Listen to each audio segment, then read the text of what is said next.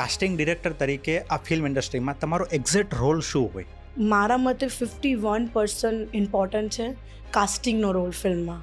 Every third person wants to become actor. કોઈ વ્યક્તિએ actor બનવું છે, સિન્સિયરલી આ ફિલ્ડમાં આવવું છે અને પોતાની કરિયર બનાવી છે, તો સૌથી પહેલાં સમજવું પડે કે તમારે તમારી બેઝિક ડિટેલ એક કાસ્ટિંગ ડાયરેક્ટરને શું આપવી જોઈએ.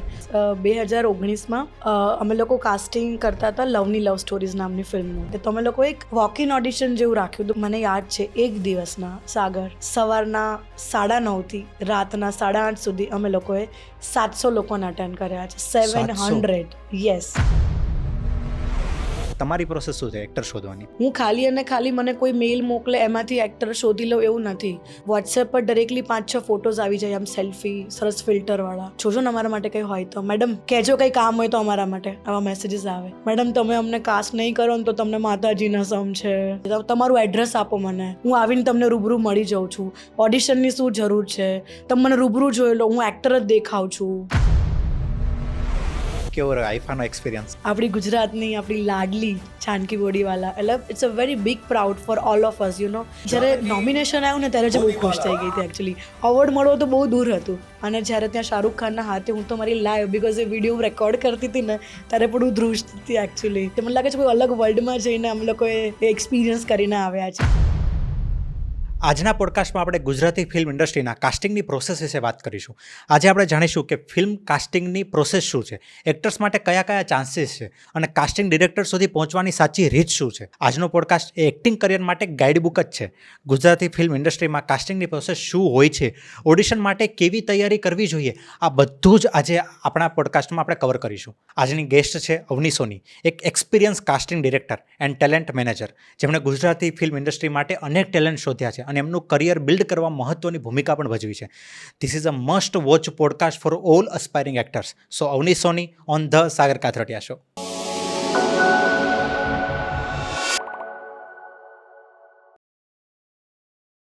હાય, કેમ છો? Hello, I am good. તમે કેમ છો? બસ એકદમ મજામાં. Welcome to the show. Thank you, thank you. પહેલાં તો તમને પૂછવું છે કે અમારી જે ટીમ છે આજે બધા રાહ જોતા હતા કે અમને બધાને ક્યારે કાસ્ટ કરવાના છો તમે. આનો બહુ જ સુંદર જવાબ આપવાની છું વચ્ચે તમારા ક્વેશ્ચન સાથે ઓકે, સાથે. અમે જસ્ટ મજાક માટે એટલે પૂછ્યું કે આવું તમે જ્યાં જાઓ ત્યાં લગભગ બધા કહેતા હશે, રાઈટ? અને આવા શું આન્સર આપો છો આ બધાને? જરૂર, ના તો કોઈને જ નથી પાડતી. પછી જોઉં છું મારા રિક્વાયરમેન્ટમાં કે મારા ક્રાઇટેરિયામાં ફિટ થાય છે કે નહીં મારી ફિલ્મના. ઓકે, એટલે આમ માઇન્ડમાં હોય કે હા આને મને અપ્રોચ કરેલો કેવી રીતે. યા, સો નોટ ઓનલી એક્ટર્સ, બટ મને બીજા બધા ફિલ્ડના લોકો પણ, every third person wants to become actor. એટલે ક્યારેક કોઈ ડૉક્ટરને મળવા ગયું અને એમને ખબર પડે ને કે મારી આ પ્રોફાઇલ છે, તો જરા જોજે ને અમારા માટે કોઈ નાનકડો એવો રોલ હોય તો. આવું થતું હોય છે કોઈ પણ જગ્યા પર. ઇવન કોઈ કોફી હાઉસમાં ગયા હોય ને તમને ઓળખી ગયા હોય, તમે કોઈ સાથે ગયા હોય, તો મેડમ અમને યાદ કરજો મારા માટે કંઈ હોય તો. આ બહુ કોમન છે, એટલે મને સાંભળવાની ટેવ પડી ગઈ છે. ના કોઈ દિવસ નથી પાડતી. હા, જરૂર જરૂર. સો કાસ્ટિંગ ડિરેક્ટર તરીકે આ ફિલ્મ ઇન્ડસ્ટ્રીમાં તમારો એક્ઝેક્ટ રોલ શું હોય? Okay, very interesting question. જે દરેકને જાણવું હોય છે જનરલી. સો કાસ્ટિંગ ડિરેક્ટરનો રોલ મારા મતે, અત્યારે હું તમને જે કહીશ ને ડેફિનેટલી મારા પોઈન્ટ ઓફ વ્યૂ પ્રમાણે કહીશ. કાસ્ટિંગની જે પ્રોસેસ છે ને દરેક ફિલ્મની બહુ ઇમ્પોર્ટન્ટ પ્રોસેસ છે. આ ડિપાર્ટમેન્ટ બહુ જ ઇમ્પોર્ટન્ટ છે. જ્યારે સ્ક્રિપ્ટ લખાતી હોય ને ત્યારથી આ જે રોલ છે, જે કાસ્ટિંગની પ્રોસેસ છે અને કાસ્ટિંગ ડિરેક્ટરનો રોલ છે, એ સ્ક્રિપ્ટ લખાતી હોય ને ત્યારથી ઘણી વખત સ્ટાર્ટ થઈ જતો હોય છે. તો મેં જે પ્રીવિયસ પ્રોજેક્ટ કરેલા છે એમાં ઘણા બધા પ્રોજેક્ટમાં હું રાઇટિંગ પ્રોસેસથી ઇન્વોલ્વ હોઉં છું. અને ઘણી બધી જગ્યા પર એવું પણ હોય છે કે રાઇટિંગ કમ્પ્લીટ થાય અને મને ઓનબોર્ડ લેવામાં આવતી હોય છે. So coming back to your question, casting is a very important department, very important thing. અને મારા મતે 51% ઇમ્પોર્ટન્ટ છે કાસ્ટિંગનો રોલ ફિલ્મમાં. કે તમારું જો કાસ્ટિંગ, તમારો જે બેઝ છે મેઇન, રાઈટ? કેમ કે રાઇટરે સરસ લખ્યું છે, ડિરેક્ટર સુંદર ડિરેક્ટ કરવાના છે, એમની કેમેરા ટીમ, સિનેમેટોગ્રાફર ટીમ એને સુંદર રીતે બનાવવાની છે. પણ એ સુંદર બનાવવા માટે સુંદર એક્ટરો, સારા એક્ટરો, સુંદર મતલબ જે સારા એક્ટરો, એ જો એજ નહીં હોય તો બધું જ વ્યર્થ જવાનું છે. So casting is a very important process in every film, every web series, even તમે કોઈ શોર્ટ ફિલ્મ પણ જોતા હો તો એમાં પણ એક કાસ્ટિંગનો રોલ બહુ જ ઇમ્પોર્ટન્ટ છે કે કોણ એ કેરેક્ટર પ્લે કરે છે. તો જે વ્યક્તિ જે કેરેક્ટરમાં ફિટ થતા હોય અને એ વ્યક્તિ જો ઓન સ્ક્રીન આવે અને પર્ટિક્યુલર કેરેક્ટર પ્લે કરે તો એનું આખું બદલાઈ જતું હોય છે જોવાનું યાર. અને હવે બધા આમ ગ્લેડ સમજતા થયા છે કાસ્ટિંગનું ઇમ્પોર્ટન્ટ, કે શું ઇમ્પોર્ટન્ટ છે હું ઘણા બધા ડાયરેક્ટર સાથે કામ કરી ચૂકી છું મારી 15 વર્ષની કરિયરમાં. I have work with lot of artist, lot of directors. So આ સ્લોલી હું છેલ્લા 8 વર્ષથી જોઈ રહી છું કે હવે આ ડિપાર્ટમેન્ટને પણ ઇમ્પોર્ટન્સ આપવામાં આવે છે. આઈ હેવ સીન કે હવે લોકો કાસ્ટિંગ ડિરેક્ટરને ઓન બોર્ડ લે છે. બાકી જનરલી બધા ઇન્ટરનલ કાસ્ટિંગ થતા હોય છે, બી ઘણી બધી જગ્યા પર જતા હોય છે. પણ આ ડિપાર્ટમેન્ટ, આ જે રોલ છે એને હવે ઇમ્પોર્ટન્સ આપવામાં આવે છે. બોલિવૂડમાં તો આખું અલગ જ પ્રોસેસ છે. પ્રોસેસ બધે સેમ છે, ઇમ્પોર્ટન્સ આખું બધી જગ્યા પર અલગ છે દરેક industry wise. So I am glad ગુજરાતીમાં આ વસ્તુને પણ ઇમ્પોર્ટન્સ આપવામાં આવે છે. It is a very important role in Gujarati film also. તો તમે જે કીધું કાસ્ટિંગની પ્રોસેસ સેમ જ છે, બરોબર, અહીંયા છે, બોલિવૂડમાં છે, બધે સેમ છે, પણ આ પ્રોસેસ એક્ઝેક્ટલી કેવી હોય, શું હોય છે આ પ્રોસેસમાં, કે કઈ રીતે કોઈ એક્ટરને તમે ફાઇનલાઇઝ કરો છો? રાઈટ. સો મેં તમને જેમ કીધું એમ કે ઘણી બધી વખત એવું હોય કે રાઇટિંગમાં જ્યારે કોઈ ફિલ્મ લખાતી હોય ત્યારે ડિરેક્ટર જ્યારે લખતા હોય, રાઇટર ડિરેક્ટર, તો એમના માઇન્ડમાં અમુક કેરેક્ટર્સ હોય કે આ કેરેક્ટર્સમાં હું આને જોઉં છું, કે મારા આ કેરેક્ટરમાં આ વ્યક્તિ ફિટ થઈ શકે છે. સો એ બધી જ વસ્તુઓ જ્યારે અમે લોકો ડિરેક્ટર સાથે બેસતા હોઈએ છીએ ત્યારે અમે ડિસ્કસ કરતા હોઈએ છીએ કે કયા કેરેક્ટરમાં શું. તો હવે હું તમને એકચ્યુઅલ પ્રોસેસ કહું તો આઈ start with the narration. Director મને આખી વાર્તાનું નરેશન આપે છે, ડિરેક્ટર કે રાઇટર. ઘણી વખત બંને વ્યક્તિ સેમ પણ હોય, ઘણી વખત બે વ્યક્તિ અલગ પણ હોય, પણ એ બહુ સ્ટ્રોંગ ટીમ હોય છે રાઇટર ડિરેક્ટરની.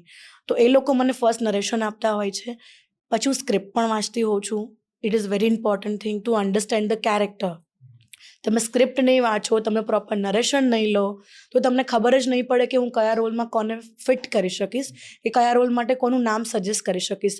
તો આ બહુ જ ઇમ્પોર્ટન્ટ બેઝિક પ્રોસેસ છે ટુ અન્ડરસ્ટેન્ડ ધ કેરેક્ટર. તો જેમ મેં તમને કીધું એમ નરેશન, પછી સ્ક્રિપ્ટ રીડિંગ, પછી ડિરેક્ટર સાથે બેસીને ડિસ્કશન કરવાનું કે સર આપણે આ કેરેક્ટર માટે આને અપ્રોચ કરી શકીએ છીએ કે મારા અકોર્ડિંગ આ બેસે છે આ કેરેક્ટરમાં. અને પછી ઓડિશન, લુક ટેસ્ટ, આ બધી પ્રોસેસ ચાલુ થતી હોય છે. પણ આમાં ડિરેક્ટર અને કાસ્ટિંગ ડિરેક્ટરનું ટીમવર્ક બહુ જ ઇમ્પોર્ટન્ટ છે. એના વગર આ પ્રોસેસ શક્ય નથી. એવું બી નથી કે હું વાર્તા સાંભળી લીધી, વાંચી લીધી, પછી મારી તો લિસ્ટ લઈને ગઈ. ના, એ પોસિબલ જ નથી. So team work is very important while film is coming on actually floor. અને આ પ્રોસેસને જનરલી 1-2 મહિનાનો પીરિયડ લાગતો હોય છે. ડિપેન્ડ્સ કે તમારી પાસે કેટલો ટાઈમ છે. હું જનરલી ડાયરેક્ટરને પૂછી લેતી હોઉં છું કે સર મારી પાસે કેટલો ટાઈમ છે.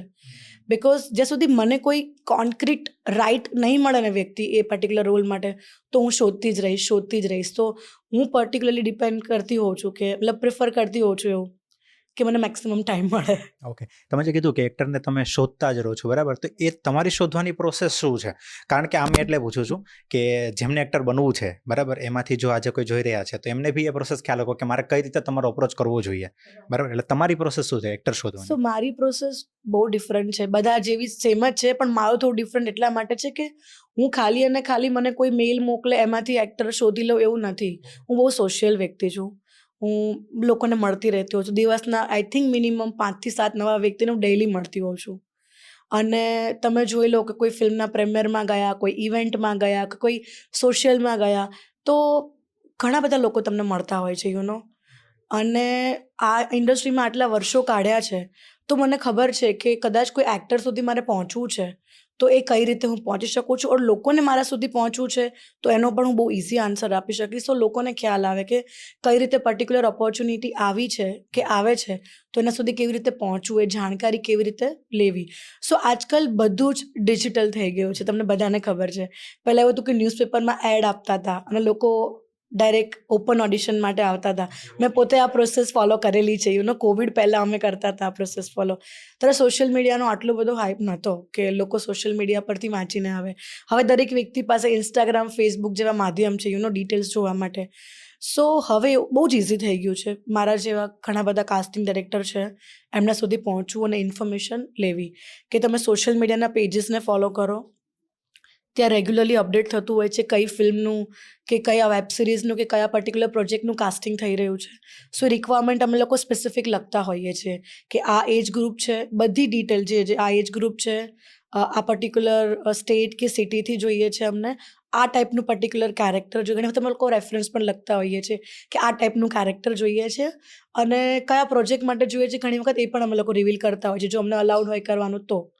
અને ઘણા બધા લોકો સોશિયલ મીડિયા માધ્યમથી પણ આવતા હોય છે, ઘણા બધા લોકો રેફરન્સથી આવતા હોય છે. રેફરન્સનો ફાળો 60% છે આપણા ઇન્ડસ્ટ્રીમાં.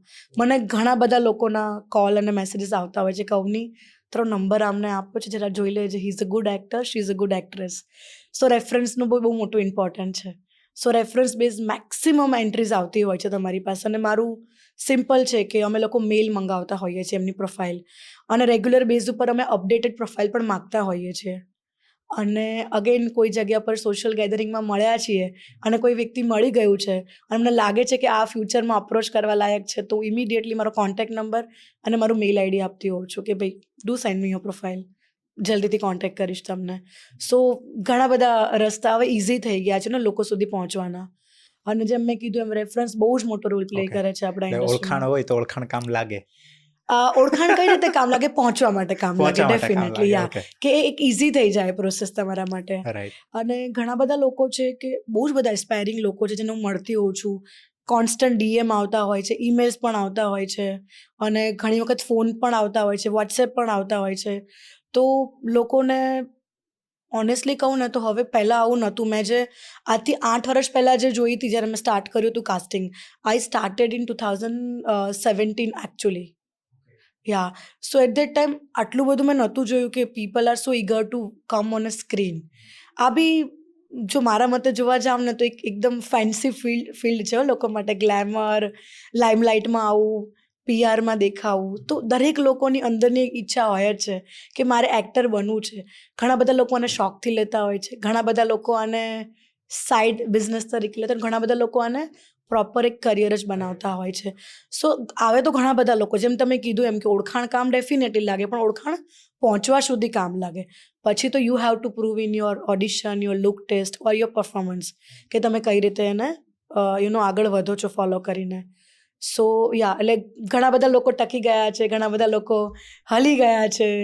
સો મેં બહુ જ બધા ટાઈપના લોકોને મળી છું અહીંયા, અને it's a tough but beautiful career I would say. So તમે જે વાત કરી કે કોઈ પણ એસ્પાયરિંગ એક્ટર છે, બરાબર, એને જો તમારા સુધી પહોંચવું હોય તો તમે ઘણા બધા વેની વાત કરી, પણ રાઈટ વે કયો હોઈ શકે? રાઈટ. ધારો કે એમને કોઈ ઓળખાણ નથી, બરાબર, કોઈ રેફરન્સ નથી અને તમારા સુધી પહોંચવું છે, રાઈટ. તો એ કઈ રીતે પહોંચી શકે? ઓકે, મારા સુધી પહોંચવું છે ની સાથે સાથે હું એડ કરીશ કોઈ પણ કાસ્ટિંગ હા, એટલે ડિરેક્ટર કોઈ સુધી પણ કાસ્ટિંગ પહોંચવા ડિરેક્ટર માટે. સુધી પહોંચવું છે. તો પહેલાં તો બેઝિક જાણવું બહુ જરૂરી છે, કેમ કે આજકાલ લોકોનું કેવું છે, મારો પેલો ફ્રેન્ડ પેલી ફિલ્મમાં એક્ટિંગ કરીને આવ્યો, કેમિયો કરીને આવ્યો, લાવને મને પણ ટ્રાય કરવા દે. આવું થતું હોય છે.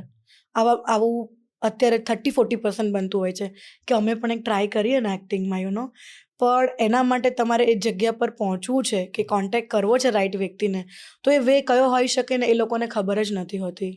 મને ઘણી વખત વોટ્સએપ પર હું થોડું ડિટેલમાં જઈ રહી છું તો લોકોને ખ્યાલ આવે કે આવું થતું હોય છે. વોટ્સએપ પર ડાયરેક્ટલી 5-6 ફોટોઝ આવી જાય, આમ સેલ્ફી સરસ ફિલ્ટરવાળા. જોજો ને અમારા માટે કંઈ હોય તો મેડમ કહેજો, કંઈ કામ હોય તો અમારા માટે. આવા મેસેજીસ આવે. સેમ મને ઇન્સ્ટાગ્રામ પર આવતા છે, hi ma'am, you looking beautiful ma'am, ma'am કંઈ કામ હોય તો કહેજો ને મારા માટે, હું ફિલ્મ કરવા તૈયાર છું. આવા બધા મેસેજીસ આવતા હોય છે, પણ દે don't know actually the way how to approach. તો કોઈ વ્યક્તિએ એક્ટર બનવું છે, સિન્સિયરલી આ ફિલ્ડમાં આવવું છે અને પોતાની કરિયર બનાવવી છે, તો સૌથી પહેલાં સમજવું પડે કે તમારે તમારી બેઝિક ડિટેલ એક કાસ્ટિંગ ડાયરેક્ટરને શું આપવી જોઈએ. સો ઘણા બધા લોકોને આનું નોલેજ નથી. અમે લોકો જ્યારે રિક્વાયરમેન્ટ કાસ્ટિંગની અમારા સોશિયલ મીડિયા પર પોસ્ટ કરતા હોઈએ છીએ, અને ઘણા બધા અમારા એક્ટર ફ્રેન્ડ્સ, ઇન્ડસ્ટ્રીના ફ્રેન્ડ્સ છે જેને સર્ક્યુલેટ કરતા હોય છે કે ઘણા બધા એમના ફોલોવર્સમાં પણ હોય છે જે લોકોને એક્ટર બનવું છે પણ કોઈ ચેન નથી પહોંચવા માટે.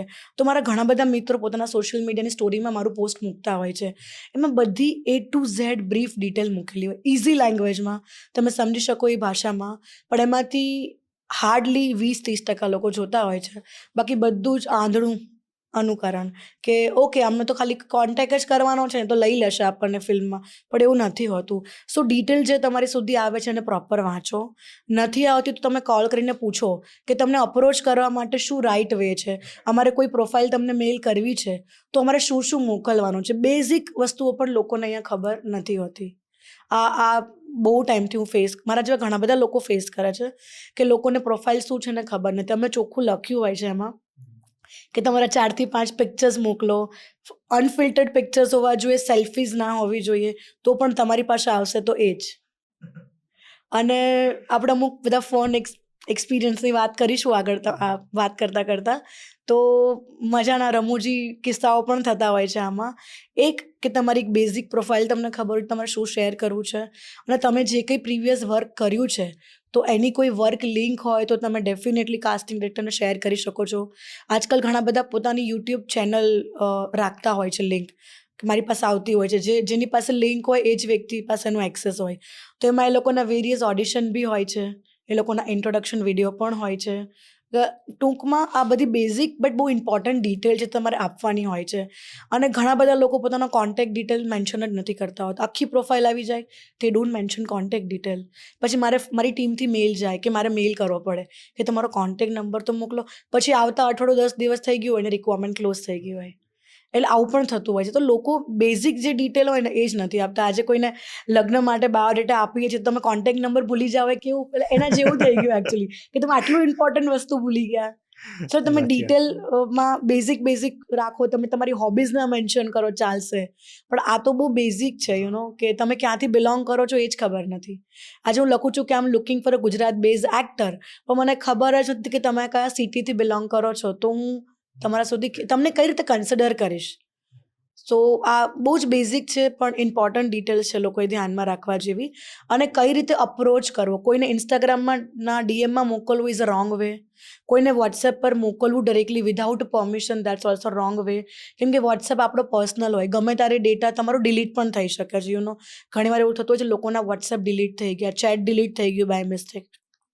સો that's not right way to keep data even as a casting director or as a casting team.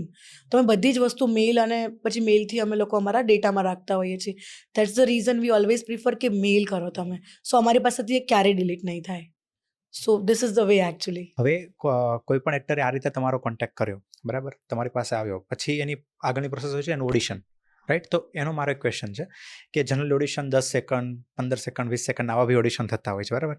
કે 10 કે 15 સેકન્ડ ઓડિશનમાં તમે કઈ રીતે નક્કી કરી શકો કે એ સારો એક્ટર છે કે નથી? ઓકે, જો વેરી ઇન્ટરેસ્ટિંગ ક્વેશ્ચન. તો 10-15 સેકન્ડનું ઓડિશન ક્યારે હોતું નથી, અચ્છા, ઓકે. આજ સુધી નથી હોતું. વી કુડ સે ઇઝ ઇન્ટ્રોડક્શન, કે તમે ઇન્ટ્રોડક્શન હા, 10 સેકન્ડનો પણ ઇન્ટ્રોડક્શન નથી થતું એકચ્યુઅલી. 30-40 સેકન્ડના ડ્યુરેશનમાં એક પ્રોપર ઇન્ટ્રોડક્શન કે બહુ તો મિનિટ. દરેક લોકોનું પ્રિફરન્સ છે કે એમને ઇન્ટ્રોડક્શન કેવી રીતે રેકોર્ડ કરવું છે. પણ બેઝિક એ લોકોનું નામ, એ લોકોની હાઇટ, એ લોકોનું એજ, એ લોકોનો કોન્ટેક્ટ નંબર, એ લોકો ક્યાંથી બિલોંગ કરે છે, આટલું બોલે ને ત્યાં જ 1 મિનિટ પૂરી થઈ જતી હોય છે. તો એના બેઝ ઉપર ક્યારે અમે ડિસાઇડ ના કરી શકીએ. પણ ઓફકોર્સ જ્યારે અમે લોકો ઓડિશન લેતા હોઈએ છીએ, હવે મેં તમને કીધું એમ કે પહેલાં વોક ઇન ઓડિશન થતા હતા કે લોકો આવે, ઇન્ટ્રોડક્શન વિડીયો બોલે, અમે એમને સ્ક્રિપ્ટ પકડાવી અને લોકો લાઈવ ઓડિશન આપે. પણ હવે એવું નથી. હવે ઉલટાનું બહુ સારું થઈ ગયું છે, થોડું ઇઝી થઈ ગયું છે કે અમે આજે કોઈની પ્રોફાઇલ, મેં તમને જેમ કીધું એમ હું થોડું ડિટેલમાં જ જઈ રહી છું, લોકોને બી ખ્યાલ આવે કે આપણે કઈ રીતે કામ કરતા હોઈએ છીએ. આજે મારી પાસે કોઈનો મેલ આવ્યો છે, તો સૌથી પહેલાં હું એના પિક્ચર્સ, એનો ઇન્ટ્રોડક્શન વિડીયો જ જોઈશ એની પ્રોફાઇલની જોડે. એને કામ શું કર્યું છે પછી જોઈશ. પહેલાં મારા ધ્યાનમાં એના પિક્ચર્સ, ઘણીવાર લોકો બધા લેટેસ્ટ પિક્ચર્સ નથી મોકલતા હોતા, તો ઇન્ટ્રોડક્શન વિડીયો છે એ પણ અમારે ચેક કરવું પડતું હોય છે કે આ લેટેસ્ટ છે કે કેટલો જૂનો છે. સો અમે એ જોતા હોઈએ છીએ. એના બેઝ ઉપર અગેન મેં તમને કીધું ને શું કામ કર્યું છે, શું નથી કર્યું, થિયેટર કર્યું છે કે ફ્રેશર છે. ઘણીવાર એવું પણ હોય છે કે અમે ફ્રેશરને કોન્ટેક્ટ કરતા હોઈએ છીએ કે અમે તમને એક સ્ક્રિપ્ટ મોકલીએ છીએ, તમે ઓડિશન રેકોર્ડ કરીને અમને મોકલો. સો હવે એટલા માટે આ ઇઝી થઈ ગયું છે સાગર, કે લોકો અમારી સામે આવીને ઘણીવાર હિચકિચાતા, કોન્ફિડન્સ ડાઉન થઈ જાય, ડરી જાય. હવે નથી થતું. હવે તમે ઘરે સ્ક્રિપ્ટ આપો છો, તમે એમને બ્રીફ આપી દો છો કે આવું કેરેક્ટર છે, તમે અમને આને રેકોર્ડ કરીને મોકલો. સુંદર રીતે ઘરે 2, 4, 6 કેટલા ટેકમાં ઓડિશન થયું અમને ખબર નથી. એ અમને મોકલે છે, અમે ઓડિશન જોઈએ છીએ, ડાયરેક્ટર સાથે ડિસ્કસ કરીએ છીએ, પછીનો સેકન્ડ કે થર્ડ રાઉન્ડ કરવો છે કે નહીં ઓડિશનનો એ પણ કરીએ છીએ. ઘણીવાર અમે લોકો રીડિંગ માટે બોલાવતા હોય છે, ઘણીવાર મોક ટેસ્ટ પણ લેતા હોઈએ છીએ અમે લોકો. સો આ બધી બેક ટુ બેક પ્રોસેસ થતી હોય છે. પણ ઓડિશન ઓફકોર્સ બહુ ઇમ્પોર્ટન્ટ રોલ પ્લે કરતા હોય છે. અને હવે જેમ કે હું આપણા ઇન્ડસ્ટ્રીમાં હું કાસ્ટિંગ કરું છું, તો હું સ્ટાર્ટિંગ ફ્રોમ લીડથી લઈ સેકન્ડરીથી લઈ પ્રાઇમરી અને સપોર્ટિંગનું પણ કાસ્ટિંગ કરતી હોઉં છું. અમુક લોકોના મને ઓડિશન લેવાની જરૂર એટલા માટે નથી પડતી હોતી કેમ કે મેં અને મારા ડાયરેક્ટરે ક્યાંક ને ક્યાંક એમનું કામ જોયેલું હોય છે. તો એ ઘણી બધી વખત કનેક્ટ થતું હોય છે કે આને આપણે આ કેરેક્ટરમાં જોઈ છે. સો આ કેસમાં અમે એની સાથે બેસીને રીડિંગ કરતા હોઈએ છીએ ઘણી વખત, કેરેક્ટર બ્રીફ આપીને ઘણીવાર સ્ક્રીન ટેસ્ટ પણ લેતા હોઈએ છીએ કેમ કે એ બહુ ઇમ્પોર્ટન્ટ પ્રોસેસ છે. સ્ક્રીન ટેસ્ટ એટલે શું? સ્ક્રીન ટેસ્ટ એટલે તમે લુક ટેસ્ટ, સ્ક્રીન ટેસ્ટ કહો એ સરખું જ છે ઓનેસ્ટલી કહો તો. પણ ઘણીવાર કેવું હોય કે તમારા સ્ટુડિયો પર આવીને લોકો પર્ટિક્યુલર એ જ કેરેક્ટરના ગેટઅપમાં આવીને એ જ પર્ટિક્યુલર લાઇન છે એનું ઓડિશન આપે અને ઘરેથી એ કેરેક્ટરમાં એનો લુક કેવો દેખાશે. એક્ઝેક્ટલી. અને આ બહુ છેલ્લી પ્રોસેસ હોય છે, સિલેક્શન પહેલાની પ્રોસેસ હોય છે. યસ, શોર્ટલિસ્ટ કર્યા પછી એવું નથી હોતું, એક કેરેક્ટરમાં 5 લોકો ઓડિશન આપતા હોય છે, આઈ મીન સ્ક્રીન ટેસ્ટ આપતા હોય છે 5 લોકો. સો પછી જે બેસ્ટ શૂટ થાય છે આપણા કેરેક્ટરમાં એઝ પર ધ રિક્વાયરમેન્ટ એનું સિલેક્શન થતું હોય છે. સો આ બહુ જ ઇમ્પોર્ટન્ટ પ્રોસેસ છે અને મજાની પ્રોસેસ છે. અને આજે બી ઘણા બધા આપણા એક્ટરો, નામ તો ના લઈ શકું પણ બધા જ ઓડિશન આપતા હોય છે એકચ્યુઅલી. બધા જ આપતા હોય છે ઓડિશન. તમે કહો લુક ટેસ્ટ કહો, સ્ક્રીન ટેસ્ટ કહો, બધા જ ક્યાંય ને ક્યાંય આ બધી પ્રોસેસમાંથી નીકળતા હોય છે on the base of the requirement. તો ઘણીવાર એવું બી થતું હશે ને કે કોઈ મોટી ફિલ્મો હોય, સારી સ્ક્રિપ્ટો હોય, તો સ્ક્રિપ્ટો લખાતી હોય ત્યારે એક્ટરને વિઝ્યુઅલાઇઝ કરીને ઘણીવાર સ્ક્રિપ્ટ લખાતી હોય. હા, યસ એવું યસ બી યસ, થતું હશે ને કે ત્યારે ડેફિનેટલી એક્ટર થતું હોય ફાઇનલ છે. હોય એની અંદર. યા ડેફિનેટલી ડાયરેક્ટર કે રાઇટર જ્યારે લખતા હોય ને તો એમના માઇન્ડમાં એ રેફરન્સ હોય કે ભાઈ હું આને વિચારી રહ્યો છું આ કાસ્ટ કરવા માટે. મેં આવી ફિલ્મો કરેલી છે કે જેમાં ઘણી વખત ડાયરેક્ટર રાઇટર આવીને કહેતા હોય છે કે આને ધ્યાનમાં રાખીને લખ્યું છે.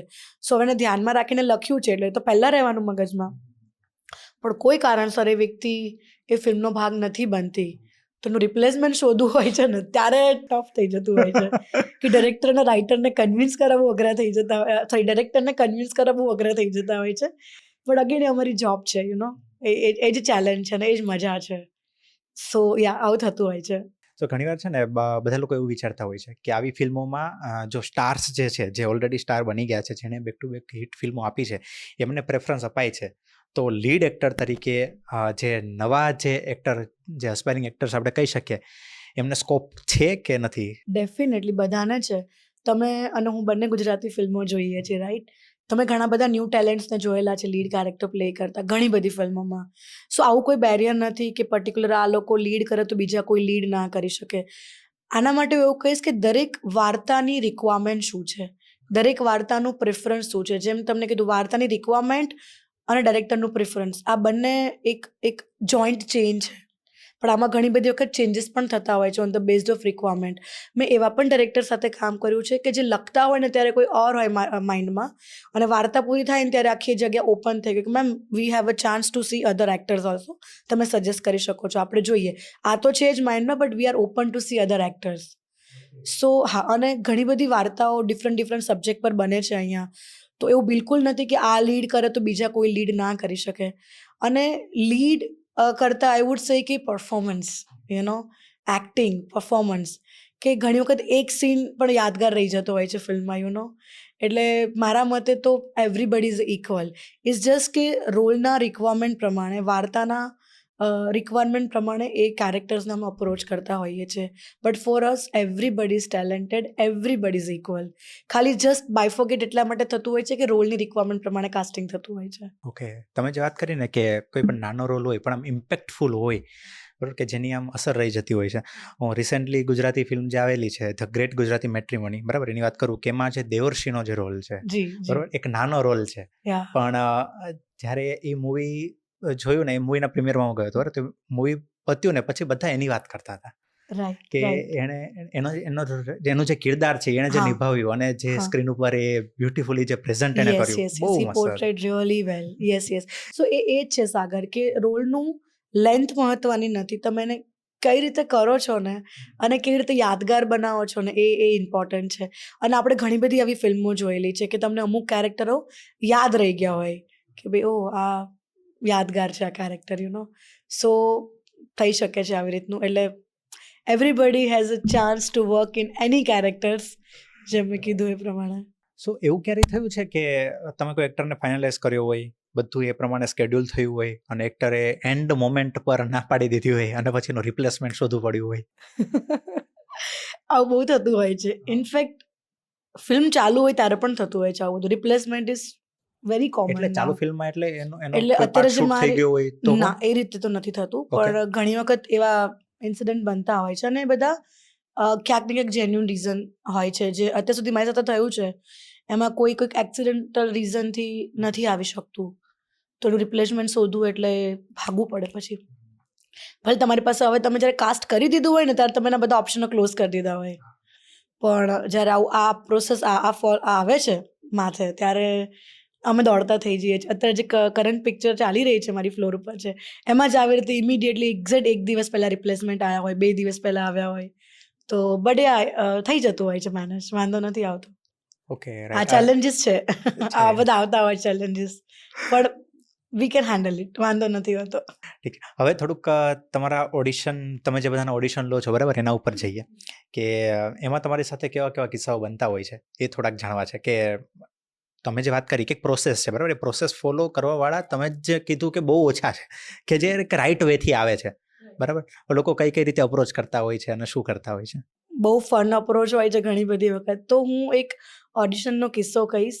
2019માં અમે લોકો કાસ્ટિંગ કરતા હતા લવની લવ સ્ટોરીઝ નામની ફિલ્મનું. ઓકે, જે પ્રતિક ગાંધી હા, અને પ્રતિક ગાંધી, વ્યોમા, વ્યોમા દીક્ષા, અને હા. શ્રદ્ધા, હાર્દિક, આ બધા લોકો હતા ફિલ્મમાં. તો ત્યારે અમારું આ લીડ કાસ્ટિંગ પતી ગયું હતું અને અમારું સેકન્ડરી કાસ્ટિંગ ચાલતું હતું સપોર્ટિંગ કેરેક્ટર્સ ને બધા માટે. તો અમે લોકો એક વોક ઇન ઓડિશન જેવું રાખ્યું હતું, પણ કઈ રીતનું કે જે લોકો અમને એન્ટ્રી મોકલાવે અમે એમને જ ઓડિશન માટે બોલાવી, એ રીતનું રજિસ્ટ્રેશન પ્રોસેસવાળું કે તમે મેઇલ કરો, મારી ટીમ તમને કોલ કરીને ઓડિશન માટે બોલાવે, not exactly open audition. Okay. So એમાં ઘણા બધા લોકોએ રજિસ્ટર કરાવેલું અને રજિસ્ટ્રેશનમાં એવી હતી પ્રોસેસ કે એ લોકો પોતાની કોન્ટેક્ટ ડિટેલ ને પોતાની બેઝિક પ્રોફાઇલ મોકલતા અને પછી એ લોકો આવતા હતા. તો એમાંથી મને યાદ છે એક દિવસના સાગર સવારના 9:30થી રાતના 8:30 સુધી અમે લોકોએ 700 લોકોને અટેન્ડ કર્યા છે. 700, યસ, 700. અને આ 700 એટલા માટે કે મારી ટીમે તો એકચ્યુઅલી 350-400ની અંદર જ લોક કરી દીધા ડિજિટ કે આનાથી વધારે લોકો નહીં આવે, પણ આમાં વોક ઇન ક્યાંથી આવી ગયા ને ખબર નથી પડી અમને. સો અમે જે જગ્યા પર જે પ્રેમાઇસીસમાં લેતા હતા ઓડિશન, એ લોકો બહુ જ પરેશાન થઈ ગયા હતા બિચારા, કે રોડથી લાઈન ચાલુ. આઈ મીન હું જગ્યાનું નામ નહીં લઈ શકું, બટ સીજી રોડની બહુ જ એક બહુ ફેમસ પ્રેમાઇસીસ છે જ્યાં ઘણી બધી ફિલ્મોના ઓડિશન થતા હોય છે.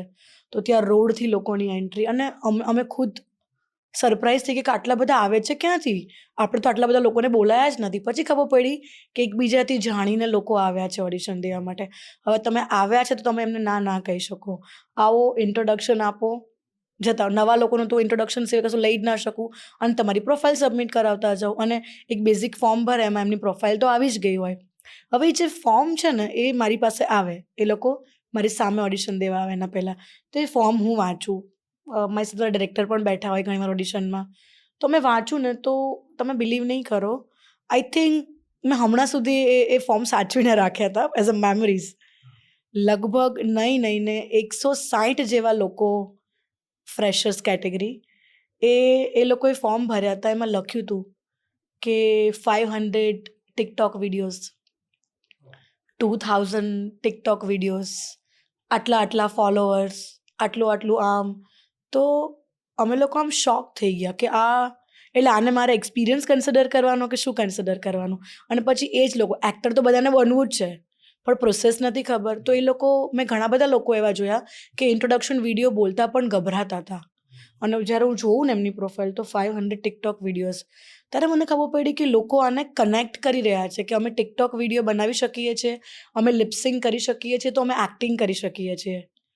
પણ એ બહુ તફાવત છે આ બંનેમાં, બહુ ડિફરન્સ છે. બહુ તફાવત છે. તો આવા ટિકટોક વાળા જે પ્રોફાઇલ આવ્યા હતા ને, આટલું બંચ હતું મારી પાસે હમણાં સુધી હતું. ઓહો. હા, અને અને ઘણા બધા અત્યારે બી હાલની તારીખમાં હોય તો વોક ઇન ઓડિશન નથી થતા, પણ હવે અમારી પાસે મેલ આવતા હોય છે, ડીએમ આવતા હોય છે, ઘણીવાર વોટ્સએપ આવતા હોય છે. તો લોકો બિચારા એટલા હું આને એકચ્યુઅલી ઇનોસન્ટ કેટેગરીમાં જ કન્સિડર કરીને ઇગ્નોર કરી દઉં છું. મેડમ તમે અમને કાસ્ટ નહીં કરો ને તો તમને માતાજીનો સમ છે. પછી એક વ્યક્તિએ તો મને હમણાં મેલ કર્યો હતો લિટરલી, આ જે એક્ઝિસ્ટિંગ પિક્ચર છે એની પ્રોફાઇલ માટે એ લોકોએ મને પોતાનો ડેટા મોકલેલો હશે, પોતાની પ્રોફાઇલ મોકલી હશે. તો એનું સબ્જેક્ટ લાઈન તમને વશમાં કરવા માટે મારે શું કરવું જોઈએ કે તમે મને કાસ્ટ કરો. તો આ બધા ફની આવતા હોય છે. તમારું એડ્રેસ આપો મને, હું આવીને તમને રૂબરૂ મળી જાઉં છું. ઓડિશનની શું જરૂર છે, તમે મને રૂબરૂ જોઈ લો, હું એક્ટર જ દેખાઉં છું. તમે જોયું નથી હું સ્કૂલની કોમ્પિટિશનમાં કેવો ડાન્સ કરતો હતો. એટલે આવા બધા ફની ડીએમ આવતા હોય છે, ફની મેલ્સ આવતા હોય છે આવા બધા ફની. અને તરત તમને એમ થાય કે હું શું રિએક્ટ કરું આના ઉપર એમ. લાઈક એક બહુ જ સારી પ્રોફાઇલ હતી, પણ સ્ટાર્ટ કર્યું હતું ધમકીથી આખું. મને નીચે આખી પ્રોફાઇલ, ઉપર ધમકી. આજે હું કહું તમને વશમાં કરવા માટે મારે શું કરું, તો મેં વ્યક્તિની પ્રોફાઇલ જોઈ. એને 3.5 વર્ષનો અનુભવ છે થિયેટરનો અને ફિલ્મનો. ઓહો, મેં કીધું યાર આ તો આવી રીતે કેમ અપ્રોચ કરે છે આ વ્યક્તિ કે તમને વશમાં કરવા માટે શું. મારી ટીમે એમને બકાયદા મેસેજ કર્યો છે કે તમારો કોન્ટેક્ટ ડિટેલ તો આપો અમને લોકો. એને કોન્ટેક્ટ ડિટેલ જ મેન્શન નહોતો કર્યો આખા મેલમાં. બધું જ લખેલું, કોન્ટેક્ટ ડિટેલ અને ક્યાંથી બિલોંગ કરે છે લખ્યું જ નહોતું. સો તો બહુ જ મેલ આવતા હોય છે. અને ઘણી બધી વખત મારા ફેમિલીઝને પણ આવતા હોય છે કોલ અને મેસેજ કે જરા અવની મેમને કોને અમારો મેલ ચેક કરે, જરા અવની મેમને કોને અમારું આ કરે.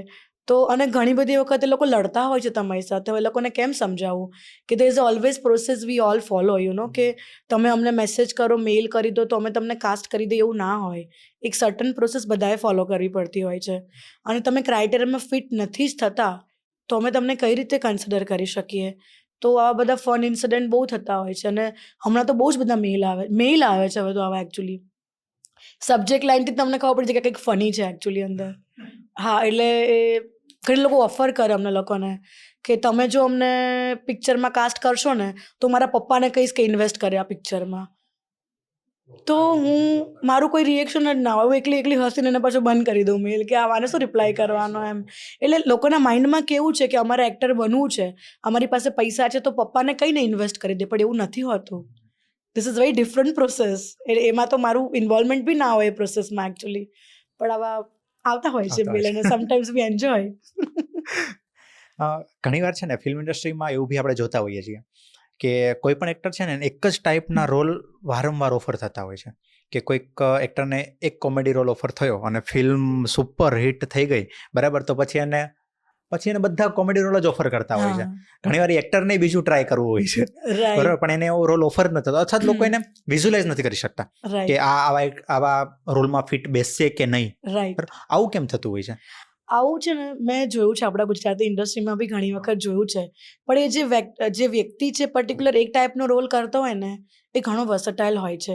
જેમ કે હું એક્ઝામ્પલ આપું, મારી આસપાસના લોકોના જે મેં ઓબ્ઝર્વ કર્યા છે એક્ઝામ્પલ આપું છું.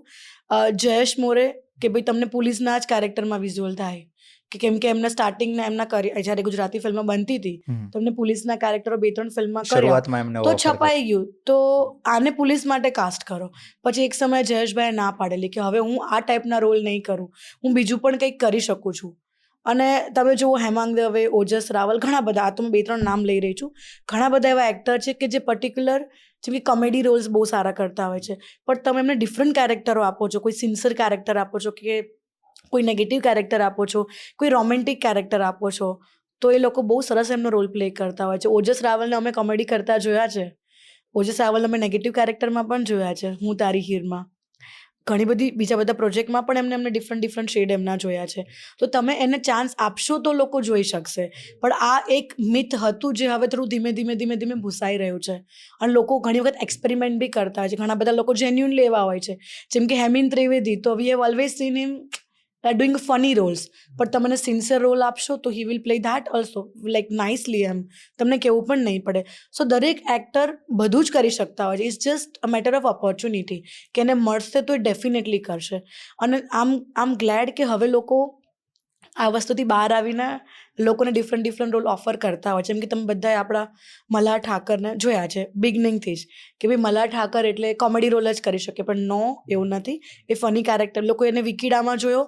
મને ખબર છે કે મલ્હાર બહુ જ પહેલાં એક વખત શેર કરતા હતા કે મને એક જ ટાઈપના ટાઇટલ પણ આમ સિમિલર હોય, કે કોલેજથી રિલેટેડ વાર્તા હોય, વિકી જેવા જ કેરેક્ટરો ઓફર થાય કે કોલેજ રિલેટેડ વાર્તા અથવા તો લગ્ન રિલેટેડ વાર્તા હોય. હા, લગ્ન તો પછી આવ્યું. પેલું તો સ્ટાર્ટિંગમાં છેલ્લો દિવસ વિકીડો, હા, એટલે વિકીડો અને કોલેજની વાર્તા, આવી બહુ જ બધી વાર્તાઓ માટે લોકો આવે, ઓફર કરે. પણ લોકોએ જેમ જેમ જેમ મલ્હારની ફિલ્મો જોઈ, ડિફરન્ટ કેરેક્ટર કરતા જોયા, તો લોકો પણ એમાંથી બહાર આવ્યા. એટલે ઓડિયન્સ નોટિસ કરે છે આ બધી વસ્તુઓ, અને મેકર્સ પણ આ વસ્તુ સમજે છે કે આપણે એક વ્યક્તિને એકને એક કેરેક્ટર્સ માટે ઓફર ના કરી શકીએ, અને આપણે એને ના કહી શકીએ. અને એક્સપેરિમેન્ટ બહુ બહુ ઇમ્પોર્ટન્ટ વસ્તુ છે, કે તમે એક્સપેરિમેન્ટ નહીં કરો તો તમને ખબર જ નહીં પડે. મારી પાસે એક બહુ સુંદર એક્ઝામ્પલ છે આના માટે. મેં હમણાં જ એક જગ્યા પર સાંભળ્યું હતું કે જ્યારે ગેંગ્સ ઓફ વસેપુરનું કાસ્ટિંગ થતું હતું, ત્યારે પંકજ ત્રિપાઠી પહેલાં he was not choice of the character Sultan Qureshi જે એમને કર્યું છે. So Anurag Kashyap was looking somebody else, અને એ કાસ્ટિંગની પ્રોસેસમાં જે કાસ્ટિંગ ડિરેક્ટર હતા એમને લિટરલી કીધું કે સર એક વખત તમે આ વ્યક્તિનું ઓડિશન જુઓ. Anurag sir was not ready to see the audition, કે ના, તું જે મારા પાસે લઈ આવ્યો છો ને જે વ્યક્તિનું, એને હું ઇમેજિન જ નથી કરતો મારા કેરેક્ટરમાં. તો કે સર એકવાર તમે ઓડિશન તો જોઈ જુઓ, તમને છૂટ છે રિજેક્ટ કરવાની, તમે ના પાડી શકો છો. જે અમે પણ કહેતા હોઈએ છીએ અમારા ડિરેક્ટરને, you have a chance to say no, ના પાડી દેજો, પણ જુઓ તો ખરા ઓડિશન. અને એટ ધેટ ટાઈમ પંકજ ત્રિપાઠીનું ઓડિશન એમને જોયું, એન્ડ એમનો આખો પોઈન્ટ ઓફ વ્યૂ ચેન્જ થયો. કે ઘણીવાર એવું હોય છે કે તમે એક વ્યક્તિને એક જ કેરેક્ટરમાં જોતા હોય, પણ એને કંઈક ડિફરન્ટ પોર્ટ્રે કરું તમારા રિક્વાયરમેન્ટ પ્રમાણે, અને એ બહુ સરસ એને પોર્ટ્રે કરી શકે છે કેરેક્ટરને, અને સ્ક્રીન પર લાવી શકે છે. And that's how Pankaj Tripathi કેમ ઇન ગેંગ્સ ઓફ વસેપુર. એવા ઘણા બધા બોલિવૂડના એક્ઝામ્પલ છે. આ તો એક નાનકડું એક્ઝામ્પલ સાંભળ્યું હતું રિસન્ટલી, એટલે શેર કરી રહી છું. આપણા ગુજરાતી ઇન્ડસ્ટ્રીમાં છે ને, આપણે મિત્ર ગઢવીને કોમેડી રોલમાં જોયો હતો, અને I was about to come on Mitra only. Yes, એમાં એને જે રોલ પ્લે કર્યો, yes, very different. So Mitra can be a fun on screen, ઈ કેન બી સિરિયસ, ઈ કેન બી રોમેન્ટિક ઓલ્સો. તો તમે જ્યાં સુધી જોશો નહીં ને ત્યાં સુધી તમે લોકોની એક ધારણા બંધાઈ ગઈ છે, અને ઓડિયન્સની પણ ઘણી અંશે બંધાયેલી છે ધારણા. જેમ કે જયેશ મોરને બધાએ ડિફરન્ટ કેરેક્ટરમાં જોયા છે રિસન્ટલી, કે એમણે ઘણા બધા પ્રોજેક્ટ કર્યા છે. એ કોમેડી પણ કરી લેતા હોય છે, એ સિન્સિયર કેરેક્ટર બી કરી લેતા હોય છે. Kashi Raghav was a very different character. Yes. તો યા, એટલે પોતાનો પોઈન્ટ ઓફ વ્યૂ છે જોવાનો, અને લોકો એક્સેપ્ટ પણ કરે છે હવે આ વસ્તુને.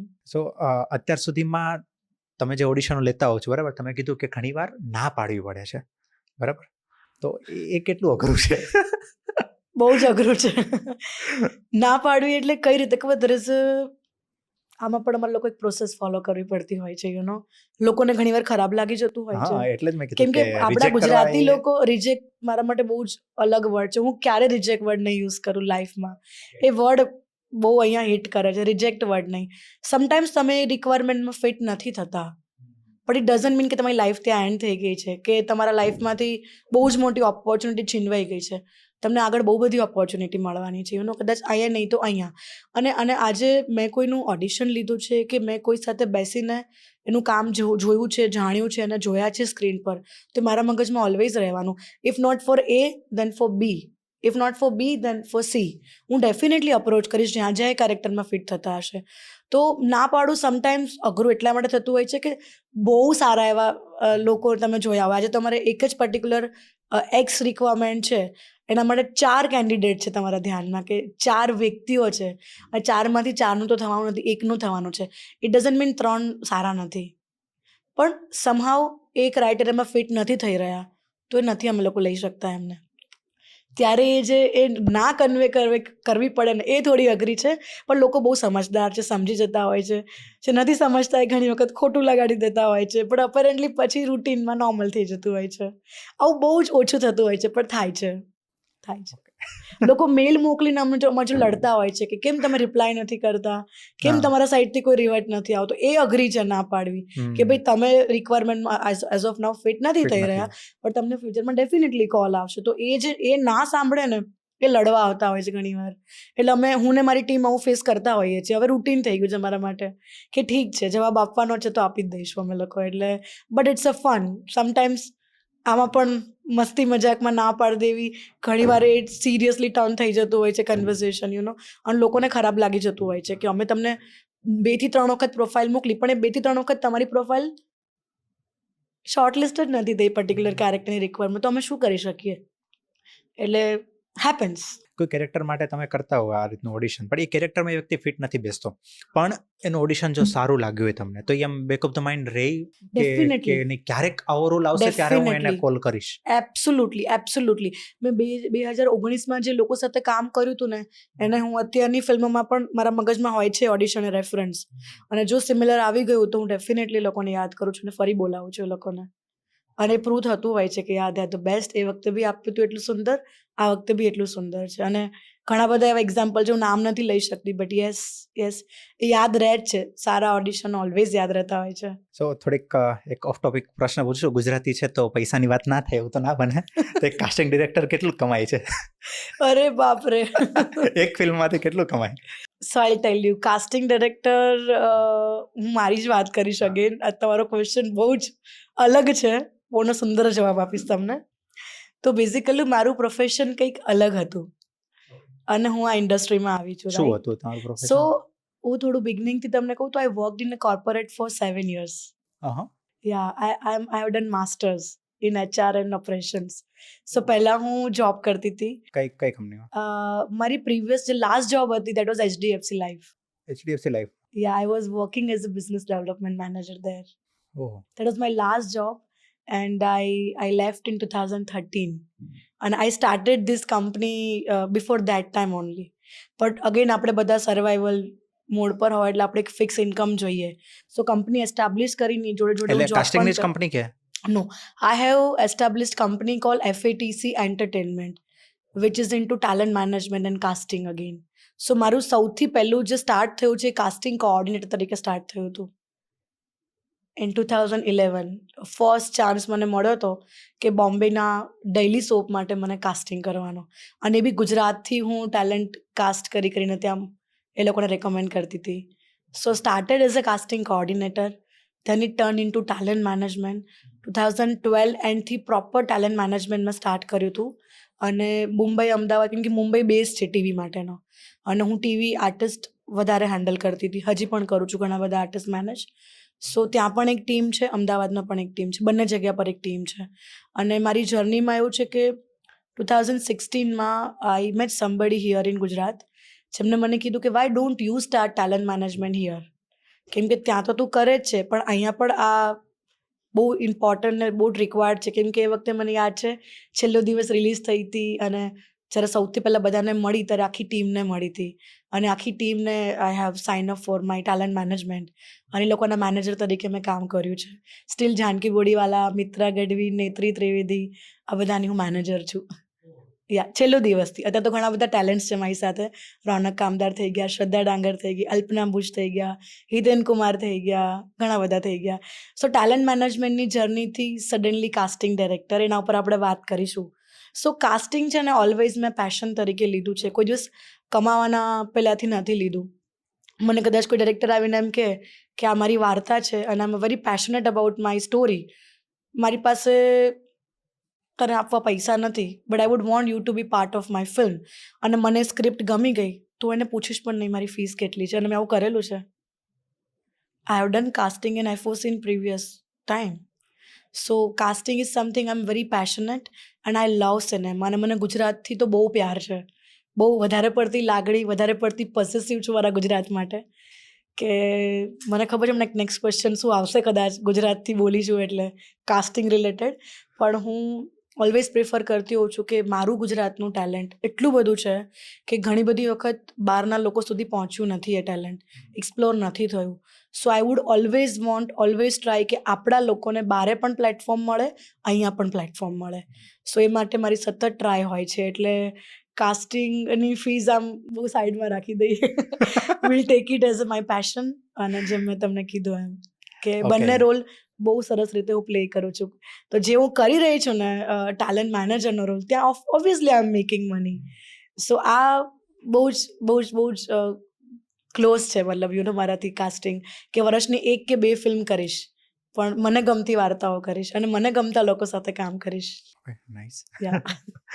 સો તમે જે ટેલેન્ટ મેનેજમેન્ટની વાત કરી ને, એટલે મેં રિસેન્ટલી તમારા ફોટોઝ જોયા છે આઈફાના, રાઈટ, હા. જાનકી સાથેના. Yeah. બરાબર, તો થોડીક આપણે એ પોઈન્ટ ઉપર આવ્યા છીએ તો એની વાતો કરીએ કે આ કેવો રહ્યો આઈફાનો એક્સપિરિયન્સ. આઈફાનો એક્સપિરિયન્સ બહુ જ સુંદર ને અનફોર્ગેટેબલ, બહુ જ સરસ.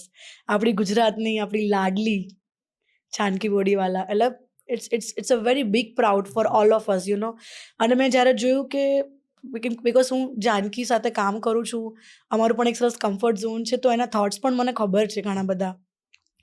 કે જ્યારે નોમિનેશન આવ્યું ને ત્યારે જ બહુ ખુશ થઈ ગઈ હતી. એકચ્યુઅલી અવોર્ડ મળવો તો બહુ દૂર હતું, એ નોમિનેશનથી એટલી એક્સાઇટેડ, એટલી ખુશ થઈ ગઈ હતી. અને આસપાસના બધા જ લોકોએ એને સરસ અપ્રિશિએટ કર્યું હતું, એને શેર કર્યું હતું, એના માટે ખુશી વ્યક્ત કરી હતી. અને જ્યારે ત્યાં શાહરૂખ ખાનના હાથે, હું તો મારી live, because A video record કરતી હતી ને ત્યારે પણ હું ધ્રુજતી હતી એકચ્યુઅલી. સો એ બહુ જ એ ડિફરન્ટ જ મેમરી છે. મને લાગે છે કોઈ અલગ વર્લ્ડમાં જઈને અમે લોકોએ એ એક્સપિરિયન્સ કરીને આવ્યા છીએ. ઇટ વોઝ સુંદર મોમેન્ટ અને I feel so proud of Janki, because મેં એને ઓલમોસ્ટ 10 વર્ષ થવા આવશે અમે લોકો જોડે છીએ. સો મેં જાનકીનો ગ્રોથ જોયો છે. જાનકી બહુ જ હાર્ડવર્કિંગ અને સુંદર છોકરી છે અને એણે એના દરેક કેરેક્ટર માટે બહુ જ મહેનત કરી છે.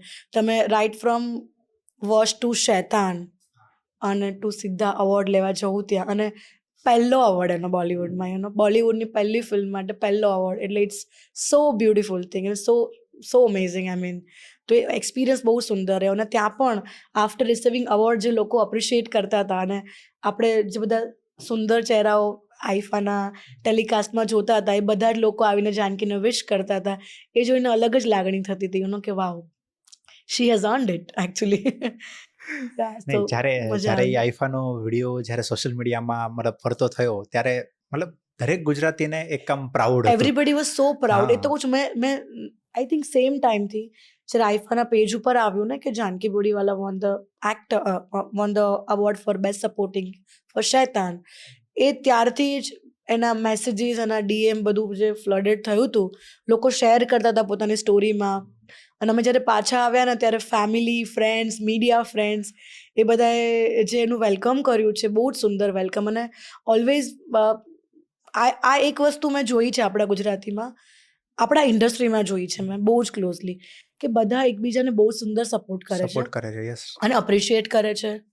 અને ઓલવેઝ તમને કંઈક ને કંઈક વસ્તુ તમે કરતા હોય એમાં તમને મોટિવેટ કરતા હોય, તમને બૂસ્ટ કરતા હોય છે. એક નાનકડો એવો ધક્કો બહુ ઇમ્પોર્ટન્ટ હોય છે. તમે ઘણી વખત ડબલ માઇન્ડમાં હો ને તો એ સહેજ ધક્કો લાગે ને, અરે યાર આપણા લોકો તો કહી રહ્યા છે, મતલબ આપણે બરાબર જઈ રહ્યા છીએ. સો આપણા બધા અહીંયા લોકો, અહીંની ઇન્ડસ્ટ્રી બહુ સપોર્ટિવ છે. આપણી ઇન્ડસ્ટ્રી આમ નાની છે પણ આમ એક કેવું હા, ને કે ફેમિલી બહુ જેવું સપોર્ટિવ થઈ છે. ગયું આપણે એક નાનકડું ફેમિલી જ છીએ Family થઈ એકચ્યુઅલી. પણ બધા એકબીજાને, જ્યારે જાનકીનું મેં આ જોયું, પછી એના પહેલાં પણ આપણી ગુજરાતી ફિલ્મો ડંકો વગાડી આવી છે નેશનલ ને ઇન્ટરનેશનલ લેવલ પર, ત્યારે પણ આખી ગુજરાતી ઇન્ડસ્ટ્રી યુનાઇટ થઈને અપ્રિશિએટ કરતી, પોસ્ટ મૂકતી અને જ્યાં બી ત્યાં જાય, કોઈ પણ જગ્યા પર જાય તો they always mention about our achievements. Gujarati ફિલ્મને નેશનલ એવોર્ડ મળ્યો છે અને ઓસ્કારમાં એન્ટ્રી થઈ છે ને એ બધી જ વસ્તુઓ બોલવામાં આવે છે. તો I think we are a very strong family, would say. So તમે જે વાત કરી કે જાનકી છે, શ્રદ્ધા છે, કે મિત્ર ગઢવી છે, આ બધા સાથે તમે અત્યારે વર્ક કરી રહ્યા છો, રાઈટ? યસ.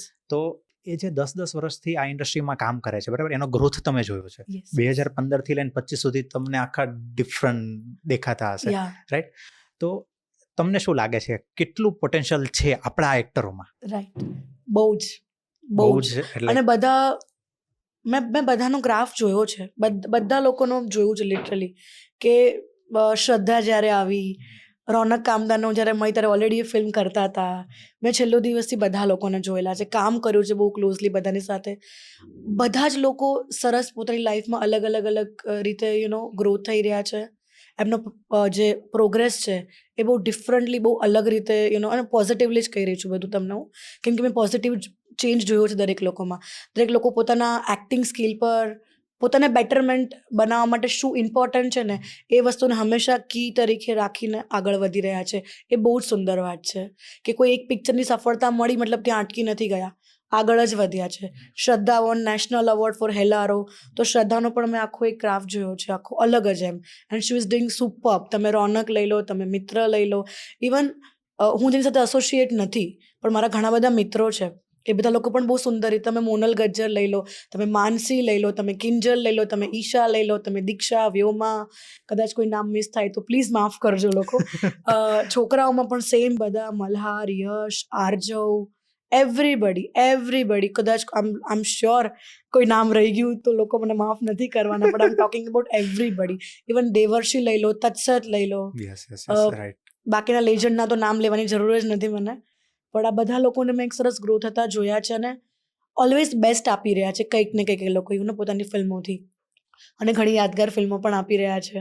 અને સ્ટીલ અમે જ્યાં જતા હોઈએ છીએ ને ત્યારે આ બહુ સુંદર એક્સપિરિયન્સ છે અને આમ સુંદર યાદગાર પણ છે દરેક એક્ટરો માટે, કે આજ બી અમે શૂટ કરતા હોય કે કોઈ જગ્યા પર જતા હોય ને તો મિત્રની લોય તરીકે બોલાવવામાં આવે છે, ચાનકીને પૂજા તરીકે બોલાવવામાં આવે છે, આરજવને દુલો તરીકે બોલાવવામાં આવે છે, અને અગેન સેમ ફોર મલ્હાર અને યશ, વિકીડો અને નિખિલ, આ બધા કેરેક્ટરથી બોલાવવામાં આવે છે, યાદ રાખવામાં આવે છે. તો એ સાંભળીને બહુ સારું લાગે તમને. યસ યસ યસ યસ, દિવસે બધાને આમ આખા માઇન્ડસેટ ચેન્જ કરી નાખે. એબ્સોલ્યુટલી. હું રોનક માટે બી જોતી બિલ્ડર બોયઝ વાળા એક્ટર, એટલે it's so good to hear કે બિલ્ડર બોયઝ યુ નો. એટલે અમે આવું સાંભળતા હોય ને તો અમને બહુ મજા આવે. અરે પેલી તો કસુંબોમાં હતી ને, હા અને જોઈ છે, અરે આ તો પેલી હેલારો વાળી છે. તો આ બહુ મજા આવે. અમે લોકો કોઈક ગેધરિંગમાં ગયા હોય ને તો મારા શ્રદ્ધાબેનનો એક ફેવરિટ ઇન્સિડન્ટ હું શેર કરીશ. એ મેડમ, અમે લોકો કોઈ જગ્યા પર ગયા હોય કે ફંક્શનમાં ગયા છીએ જોડે, તો એ સૌથી પહેલાં ડેઝર્ટ કાઉન્ટર શોધે. અમે બધા સૂપ અને સ્ટાર્ટરમાં ફરતા હોય અને ડેઝર્ટ કાઉન્ટર પર જો 2-3 આંટીઓ હોય ને મળી ગયા તો રૂબરૂ જઈને તો ના મળે, અરે આ પણ આપણી જેમ ડેઝર્ટ ખાય છે. શ્રદ્ધાએ પોતાના ઇન્ટરવ્યુમાં પણ આ જણાવેલું છે ઘણી વાર કે આપણે પણ નોર્મલ લોકો જેવા લોકો છીએ, પણ લોકોના માઇન્ડમાં આપણી છબી આખી ડિફરન્ટ છે કે ભાઈ ઇન્ડસ્ટ્રીના લોકો એક્ટર એટલે ડાયટ જ કરતા હોય, સ્વીટ તો ખાતા ના હોય, ઓઇલી તો ખાતા ના, બધા બધું જ ખાઈએ છીએ એકચ્યુઅલી. ઇટ્સ જસ્ટ કે લોકોને બહુ નવાઈ લાગે છે જોઈને, યુ નો. તો શ્રદ્ધા પણ આવા બધા ઘણા બધા આવા એક્સપિરિયન્સ લેતી રહેતી હોય છે ફરતી. ડેઝર્ટ કાઉન્ટર પર જવું, ડેઝર્ટ ઉઠાવવું, પછી મેઇન કોર્સમાં આવું, તો અમે લોકોને કમેન્ટ કરતા જોઈએ, આ પણ ખાય છે સ્વીટ. અમને તો એમ કે બધા ડાયટ જ કરતા હોય છે, પણ એવું નથી હોતું. 365 દિવસ ડાયટ ના કરતા હોય. હા, એ પર્ટિક્યુલર રિક્વાયરમેન્ટ હોય કોઈ, કે તમારે પર્ટિક્યુલર કોઈ પ્રોજેક્ટ કરી રહ્યા છો અને તમારે કદાચ કંઈક વેઇટ રિડ્યુસ કરવાનું છે કે કંઈક સર્ટન ટ્રાન્સફોર્મેશન રિક્વાયર્ડ છે તમારા બોડીમાં, તમારા કેરેક્ટર પ્રમાણે, ત્યારે લોકો બહુ જ ડેડિકેટેડલી ફોલો કરતા હોય છે આ વસ્તુને. સો તમે પ્રોજેક્ટ્સની વાત કરી, બરાબર, તો કેવા પ્રકારના પ્રોજેક્ટ્સ એવા છે કે જે તમારી પાસે આવે તો તમને આમ કરવાની બહુ મજા આવે? તમે જેમને વાત કરી કે હું વર્ષમાં 2 જ કરીશ, પણ 2 એવા કરીશ કે જેમાં મને મજા આવશે, બરાબર, તો એ કયા ટાઈપના પ્રોજેક્ટ્સ એવા હોઈ શકે? અગેન વાર્તા સાંભળીએ ત્યારે જ તમને ખબર પડે, યુ નો, કેમ કે મેં ઘણા બધા એવા પ્રોજેક્ટ પાસ્ટમાં ના પણ પર્ટિક્યુલર કોઈ એવા જોનર કે જેની અંદર તમને વધારે કાસ્ટિંગ કરવાની મજા આવતી હોય? મેં અત્યાર સુધીમાં જેટલા પ્રોજેક્ટ કર્યા છે મને બધામાં મજા આવી છે. બધા ડિફરન્ટ પ્રોજેક્ટ કર્યા છે મેં કાશી રાઘવ જેવી ડિફરન્ટ સ્ટોરીનું પણ કાસ્ટિંગ કરેલું છે. મેં હમણાં રિસન્ટલી જે ફિલ્મ ફ્લોર પર છે નાનખટાઈ, એ પણ ડિફરન્ટ સબ્જેક્ટ છે, એનું પણ કાસ્ટિંગ કર્યું છે. લવની love story, complete romantic film, you know, એનું પણ કાસ્ટિંગ કરેલું છે. અને એના પહેલાં તંબુરો અને છૂટી જશે છક્કા નામની ફિલ્મ, આ બંને કોમેડી ફિલ્મો હતી. તો આ પણ ડિફરન્ટ સબ્જેક્ટ. પણ મેં તમને જેમ કીધું એમ કે આપણે બધા ગ્રો કરીએ છીએ અને જેમ તમે કામ કરતા જાઓ ને એમ તમને બી ખ્યાલ આવે કે વોટ યુ વોન્ટ એક્ઝેક્ટલી. સો મને ડેફિનેટલી કોઈ સોશિયલ ઇસ્યુ પર બનતી ફિલ્મ હોય, કોઈ હિસ્ટોરિકલ ફિલ્મ બનતી હોય, જેમ કે આપણી ફિલ્મો પણ બની ગઈ છે, બોલિવૂડમાં પણ આપણે જોતા હોય છે, હિસ્ટોરિકલ ડ્રામા ડેફિનેટલી મને એનું કાસ્ટિંગ કરવું ગમશે. કોમેડી રોમેન્ટિક ડ્રામા તો ડેફિનેટલી આપણે કરતા જ હોઈએ છીએ, બટ ધીસ ઇઝ સમથિંગ. અને મને if I talk about Bollywood, તો જો ગુજરાતમાં આવા કોઈ સબ્જેક્ટ પર ફિલ્મ બને, જેમ કે સ્લમ ડોગ મિલિયનર કે ગલી બોય, તો આવા બધા સબ્જેક્ટ પર ફિલ્મ બને, ચિલ્લર પાર્ટી પણ આવી ગઈ એમાં, તો આ બધા સબ્જેક્ટ પર ફિલ્મ બનતી હોય તો હું ડેફિનેટલી, એ કદાચ કોઈ કરી ગયું તો મને અફસોસ થશે કે આ મારે કરવાનું હતું, કે આ મારે કરવું જોઈતું. ચલો ગલી બોય અહીંયા બને, બરાબર, તો તમે કોને કાસ્ટ કરો? જો આનો જવાબ હું અત્યારથી ના આપી શકું, બિલકુલ ના આપી શકું, કેમ કે ડિટ્ટો ગલી બોય ગુજરાતીમાં નહીં જ બને. એમાં ડેફિનેટલી ઘણા બધા ચેન્જીસ આવશે, એડપ્શન આવશે ઘણા બધા. તો એ ડાયરેક્ટર મને આપશે નરેશન, ત્યારે હું કહીશ. પછી નેક્સ્ટ ટાઈમ ફરી આવીશ તમારા પોડકાસ્ટ પર. આપણે એ વખતે એવું કરીશું. સો તમે ગલી બોયની તો ના પાડી, પણ તમે જે લાઈવ શોના એના કાસ્ટિંગ કરેલા છે રાઈટ, ઘણા બધા નોન ફિક્શન શોઝ, યસ, હા, બધા હિન્દીમાં. હિન્દીમાં. તો પછી જો બિગ બોસ છે એ ગુજરાતીમાં અહીંયા શો શરૂ થાય તો એમાં કોણ કોણ હોય કન્ટેસ્ટન્ટમાં ને? જો બિગ બોસના ફોર્મેટ પ્રમાણે તો 16 કન્ટેસ્ટન્ટ હોય છે અને ઓલ આર મિક્સ ઓફ. એટલે જો ગુજરાતીમાં કરવાનું આવે તો મારી પાસે લિસ્ટ છે આખું. હોસ્ટથી શરૂ કરીએ. હોસ્ટ કોણ? હોસ્ટ સૌથી છેલ્લે આપણે લઈશું. Will start from the contestant. અચ્છા, ઓકે. તો જો મારા મત પ્રમાણે હા. તો મને ક્વિક પૂછી રહ્યા છો એટલે ક્વિક આન્સર આપીશ તમને. એક તો ડેફિનેટલી ઓજસ અને હેમાંગ, ભરત ચાવડા, જાનકી વોડીવાલા હશે, વ્યોમા હશે, શ્રદ્ધા હશે, જીમી ત્રિવેદી હશે. આ જે ક્વિક ક્લિક થઈ રહ્યા છે બોલીશું. મનન દેસાઈ હશે. મનન દેસાઈ, યસ. થોડાક તો મસ્તી ખોર જોઈએ ડેફિનેટલી અંદર. દીપ હશે. દીપ તો ડેફિનેટલી હશે. પછી મિત્ર ગઢવી ડેફિનેટલી હશે. અને આમ થોડા સિન્સિયર લોકો પણ જો એટલે થોડા મિક્સ કરી રહી છે યુ નો, બધા તોફાની થઈ ગયા તો હિતુભાઈ પણ હશે. હિતુભાઈ તમે સિન્સિયરમાં ના લઈ શકો. હિતુભાઈ બંને છે, સિન્સિયર બી છે, મસ્તીખોર. મેં એમની સાઈડ જોયેલી છે. સિન્સિયર બી છે, મસ્તી. ભાવિની બેન હશે. ભાવિની બેન હોવા જોઈએ ડેફિનેટલી. અને ધર્મેશ વ્યાસ. પછી કેટલા થયા? ગણ્યા નથી પણ 10 જેવા થઈ ગયા છે. 10 જેવા તો થઈ ગયા. તો ઝડપ જે 5-6 નામ લઈએ ને. બીજા કોણ હશે? જયેશ મોરે ડેફિનેટલી હશે. એ લોકોની માટે અલગ આખી એક મારું આમ હા, હું આવું છું એના ઉપર જ આવું છું. જયેશભાઈ હશે ડેફિનેટલી. અને દીક્ષા ડેફિનેટલી હશે, કેમ કે દીક્ષાની આખી મસ્તીખોર સાઈડ અમે લોકોએ જોયેલી છે. અને આ બધા એક્ટરના નામ લઈ રહ્યા છે. આમાં હું કોઈ રાઇટર, ડિરેક્ટર કે લોકોને એડ નથી કરી રહી. બીજા હજી કોણ હોઈ શકે છે? આપણે થોડા વડીલ બી એડ કરીએ ને. મનોજ સરને પણ એડ કરીએ. Manoj Joshi, Siddharth sir. Yes, I think થઈ ગયા આપણા. હા, થઈ ગયા. ભવ્ય ગાંધી, એ પણ મસ્તીખોર છે એકદમ. આ બધું બેલેન્સ છે, બધા સિન્સિયરિટી ને મસ્તીખોર વાળું. અને બિગ બોસમાં છે ને સ્પેશિયલ ગેસ્ટ આવતા હોય છે. તો એ સ્પેશિયલ ગેસ્ટમાં આપણે યશ અને મલ્હાર અને પ્રતિકભાઈ રાખી શકીએ છીએ. યસ, થઈ ગયા 16 થઈ ગયા. હવે હોસ્ટમાં એવું છે કે જો હું કોઈ એકનું નામ ના લઈ શકું અહીંયા, મને બહુ જ ગાળો પડશે જો આ પોડકાસ્ટમાંથી આ વાયરલ થયું ને તો. પણ હું એવું ઈચ્છું છું કે બહારથી કોઈ વ્યક્તિ અહીંયા આવીને હોસ્ટ કરે અને શીખે આપણી ધમાલ મસ્તીને આપણે કઈ રીતે કરીએ છીએ એ બધું ઓબ્ઝર્વ કરીને લઈ જાય એમની સાથે. મેં બિગ બોસ જોયું છે. Salman is a amazing host. કેમ કે બહુ મોટી ફેન છું બિગ બોસની. આ સાંભળીને પણ ગાળો આવવાની છે કે બિગ બોસના ફેન છો, but yes, I love big boss. હું એક પણ સિઝન મિસ નથી કરતી. અને સલમાન ખાનની જોડે કરણ જોહર અને ફરાહ ખાન પણ હોસ્ટ કરતા હોય છે. તો ફરાહ ઇઝ ધ બેસ્ટ, કેમ કે ફરાહ એકદમ અનફિલ્ટર્ડ વ્યક્તિ છે. અને ગુજરાતીમાં આવીને આપણી ધમાલ, આપણી મસ્તી અને આપણા બધાને હેન્ડલ કરશે ને, એ ડિફરન્ટ એક્સપિરિયન્સ રહેવાનો છે અને એ બહુ મજા આવશે જોવાની. So I think Farah could be our host. એક નોન ગુજરાતી વ્યક્તિ લાવીએ, બહારનો વ્યક્તિ. અને ફરાહને લાવવાની પાછળનું પણ એક રીઝન છે, મેં તમને જેમ કીધું એમ, કે let her also observe and see us, you know, કે આપણે કેવા ધમાલિયા છે. She is very close to Bollywood. She is amazing director, amazing human being. તો યા, અને મને લાગે છે કે એ ફિટ પણ થાય છે હોસ્ટમાં. સો ફરાહ ખાનને ગુજરાતી બોલતા અને હિન્દી બોલતા જોઈશું આપણે. મજા આવશે જોવાની. સો ગુજરાતી બિગ બોસ નું કાસ્ટિંગ થઈ ગયું છે, તો કોઈ ચેનલ વાળા અને કોઈ પ્રોડ્યુસ કરવા રેડી હોય? આઈ એમ સોરી, એક સ્પેશિયલ વાઇલ્ડ કાર્ડ એન્ટ્રી રહી ગઈ છે, એ છે અવની સોની. કેમ કે મારા વગર બિગ બોસ અધૂરું છે. તો હું ડેફિનેટલી ખુદનું જ કાસ્ટિંગ કરીશ. બિગ બોસ હશે તો ડેફિનેટલી હું જવા માંગીશ. ઓકે, તો હવે આપણે કંઈક ચેનલ વાળાને અપ્રોચ કરીએ કે કાસ્ટિંગ થઈ ગયું છે, તમારો એક ખર્ચો બચી ગયો છે. ના, એ લોકો પે કરશે ને. ફ્રીમાં કેમ જઈશું શો પર કોઈ? એ લોકો આપણા બધા લોકોને પે કરશે, starting from host to all the contestant. તો યા, કાસ્ટિંગની નું ટેન્શન જતું રહ્યું એવું તમે કહી શકો. ટેન્શન જતું રહ્યું. પણ મજા આવે જ્યારે આવા શો કંઈક આમ ગુજરાતીમાં આવે ને, કે જે આપણે જે એક્ટરોને જે ખાલી બિગ સ્ક્રીન ઉપર, પડદા ઉપર જોઈએ છીએ, અને કંઈક જો કોઈ ડિફરન્ટ રોલમાં જોઈએ, મજા પડી જશે. અને બધા ખુલશે, બીકોઝ બિગ બોસના શોમાં સી આ શો જોવાના નેગેટિવ સાઈડ પણ છે અને પોઝિટિવ સાઈડ પણ છે.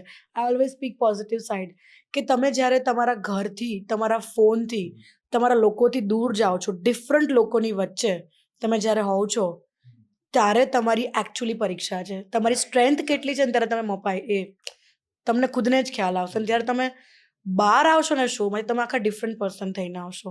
એટલે આ શોના ખુદના પોતાના ફાયદા પણ છે.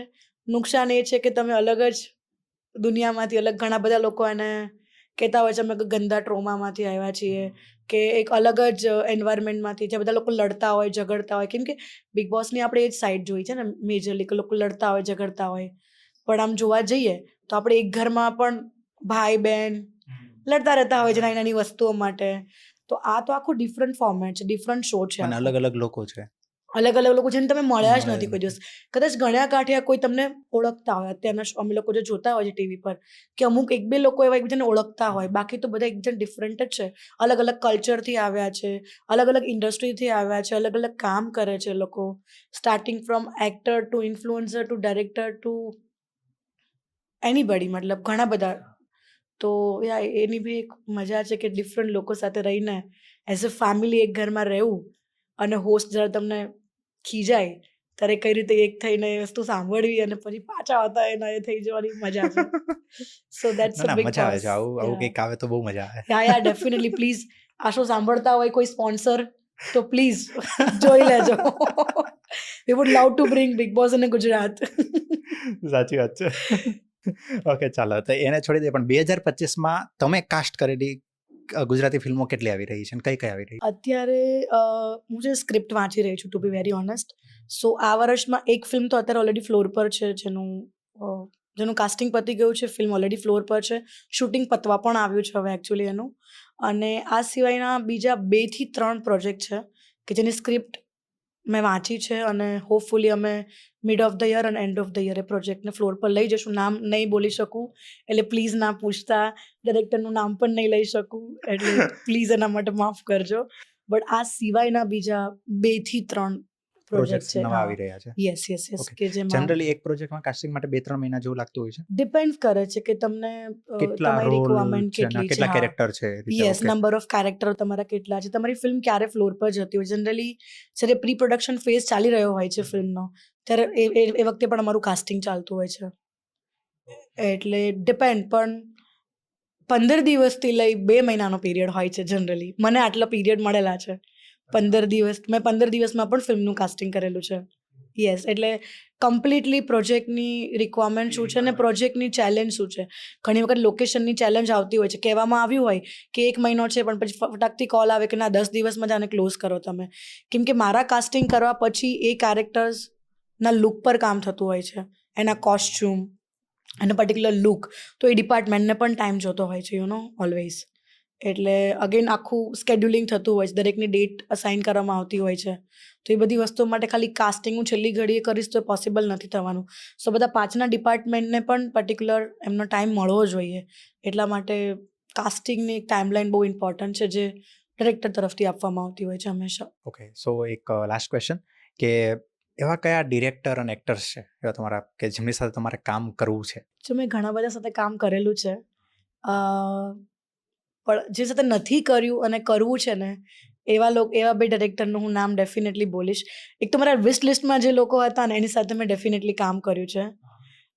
Recently after watching vanilla ice cream મારા માઇન્ડમાં હતું કે એક વખત તો પ્રીત સર સાથે કામ કરવું છે, અને I recently got an opportunity to work with him. So એક વિશ લિસ્ટનું એક ટિક થઈ ગયું છે. કેડી સર સાથે કામ કરવું છે, અભિષેક જૈન સાથે કામ કરવું છે. આ 2 મારા વિશ લિસ્ટમાં છે. અને આઈ થિંક આ 2 લોકો છે એઝ ઓફ નાઉ લિસ્ટમાં, કે આ લોકો ઓફર કરવા આવ્યા તો હું ક્યારેય ના નથી પાડવાની. ક્યારેય ના નથી પાડવાની, કે I am definitely going to work with them. અને ઘણા બધા બીજા ડિરેક્ટરો છે જે મારા મનગમતા ડિરેક્ટરોમાંના એક છે, પણ મારા વિશ લિસ્ટમાં તો આ 2 ડેફિનેટલી છે જેની સાથે કામ કરીશ. અને પ્રીવિયસલી જેની સાથે કામ કરી ચૂકી છું એમની સાથે તો ડેફિનેટલી રિપીટ કરીશ. ધ્રુવ ગોસ્વામી, દુર્ગેશ તન્ના, રાહુલ અને વિનીત, આ બધા સાથે હું કામ કરી ચૂકી છું. પણ ફરીથી પણ મને જો ચાન્સ મળશે એ લોકો જોડે કામ કરવાનો તો ડેફિનેટલી હું કામ કરીશ. પછી વિરલ શાહ છે, વિરલ શાહ મારા બહુ સારા મિત્ર છે, એમની સાથે મને ચાન્સ મળે તો ડેફિનેટલી હું કામ કરીશ. ઓકે, અને કોઈ એવા એક્ટર જો એક્ટર તો ડેફિનેટલી બધા સાથે ક્યાંક ને ક્યાંક કામ ક્યાંક કરવાના ને ક્યાંક તો છીએ. અટેચમેન્ટ પણ હા. કોઈ એવા એક્ટર કે જેની સાથે તમે હજી સુધી ક્યાંય કોઈ પ્રોજેક્ટમાં જોડાયા ના હો. પરેશ રાવલ સર, ઓહો. Yeah definitely. And I am so looking forward કે આવનારા મારા પ્રોજેક્ટમાં ક્યાંક મને એવી ઓપોર્ચ્યુનિટી મળે અને હું એમને કાસ્ટ કરું, એમની સાથે કામ કરું. કાસ્ટ કરવું બહુ અલગ વર્ડ થઈ ગયો, એમની જોડે કામ કરવાની મને ઓપોર્ચ્યુનિટી મળે. અને યસ, રત્નાબેન, ઓહો. આ બંને મારા વિશલિસ્ટમાં છે. એવું નહીં કે વિશલિસ્ટમાં છે એટલે કોઈ નાઇસ પ્રોજેક્ટ આવે એટલે એમને કોલ કરું. એ જે કેરેક્ટરમાં ફિટ થતા હશે, કે એમના લાયક, એમના માટે કોઈ ફિલ્મ હશે અને એમને અપ્રોચ કરી શકું તો ડેફિનેટલી. ઓકે. સો ઓની thank you so thank much. You so much. Thank you બહુ સો જ મચ મજા ફોર આવી આજે હેવિંગ વાત મી હિયર, કરીને. સાગર. મજા આવી ગઈ. મજા આવી ગઈ. સુંદર કન્વર્સેશન અને વેરી મિનિંગફુલ ક્વેશ્ચન્સ અને મને Thank પણ you. બહુ મજા આવી. Thank you so much for having me. Thank you so much. Thank you so much.